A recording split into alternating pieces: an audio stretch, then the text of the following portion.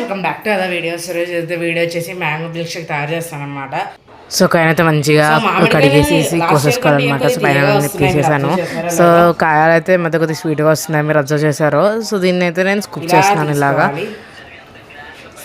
So ఇలా scoop చేసిన తర్వాత టెంకని సైడ్ నుంచి కోసాను.